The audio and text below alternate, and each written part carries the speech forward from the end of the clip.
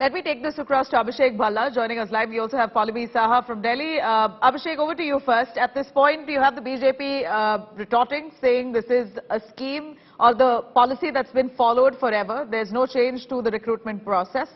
But Aam Aadmi Party calls this the first time in history that a caste certificate or caste and religion is asked while recruiting a person into the army. What's the fact? Do clarify for us.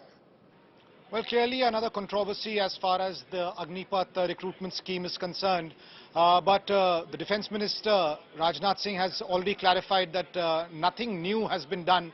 I also spoke to officials in the Ministry of Defence and in the Armed Forces, and they said that this is a practice that has been continuing since years. The reason that these officials have given for caste and religion to be part of these forms is that up till now, you know, there were several regiments of the Indian Army, particularly, where recruitment was done on the basis of a particular region.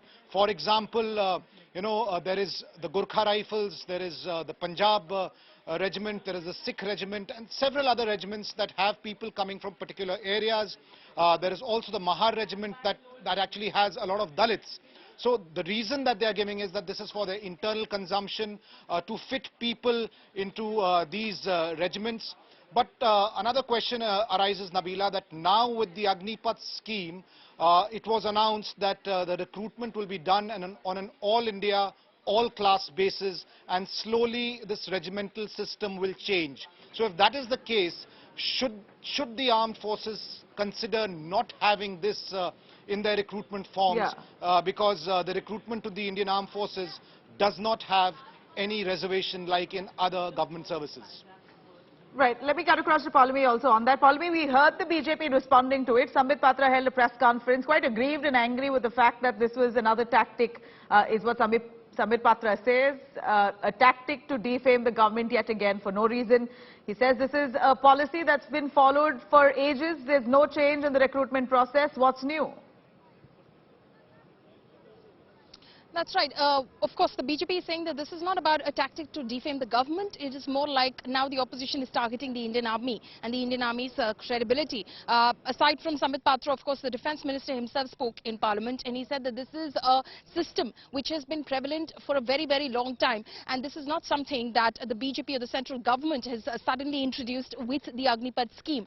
Their argument is that as far as the regimental system is concerned, it has existed since the British era. It was in 1949 that it was then formalized as per a special army order as well. So this is the system that has existed for a while. In fact, in 2013, they say that the government of India in the Supreme Court, when a similar objection was raised, clarified that as far as asking recruits, prospective recruits about their region, caste or religion is concerned, that has nothing to do with the selection process. They're not selected on that basis. This is for future administrative convenience and operational ease.